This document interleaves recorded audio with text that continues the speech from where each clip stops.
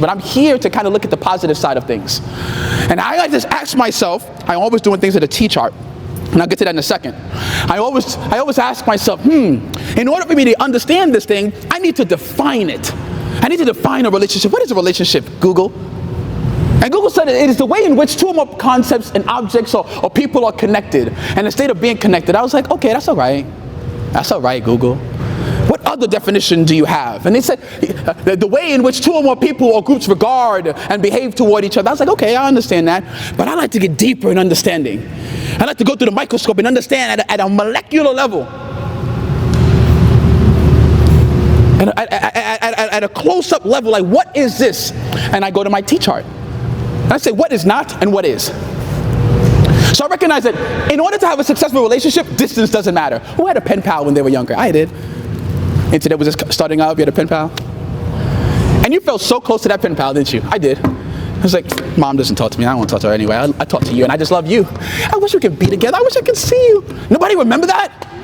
Proximity does not define relationships. I could be in an elevator with you and never say anything to you. Can't wait till I get off this elevator. Whew. Doesn't define relationship. Commonality doesn't define relationship. I could be the same culture as you, man and man, same commonalities, and that doesn't define relationship. Family doesn't define relationship. You have a family member that you don't speak to. So just because your family doesn't mean it's like, oh, it's a successful relationship. No, stop lying. Status doesn't define it. Somebody can be super rich and super poor, and they can have a great relationship. So status doesn't define it. Rather, it is you, the human that's you. The individual that's you, the person that is you, the perspective that you have. It is you that defines a successful relationship. And once I understood that, I said, I know what a successful relationship is. It is an intrapersonal or interpersonal connection between entities. Let me show you entities. It ain't just a relationship between you and I. I can have a plant at home that I appreciate so much more than you. Kind of a dog or a cat, entities, all these different beings, all these different organisms, multiple entities where you are each interconnected in an agreed upon way that allows respect, mutuality, and emotional balance to exist. Mutuality, mutual respect, mutual compassion, mutual understanding, mutuality, emotional balance. That is a successful relationship. Whether I connect with you or I connect with myself, am I giving myself respect? Am I giving myself mutuality? Am I giving myself the emotional balance that I need? That is a relationship. And once I understood that, I said, I got it. A successful relationship needs understanding. A successful relationship needs compassion, shared vulnerability, shared honesty, shared responsibilities, all these qualities. It needs me to be curious about you rather than critical. Let me understand why you made that decision rather than judging you. I gotta care before I judge. It needs me to connect with you before I correct you. Stop doing that, student. Sit down.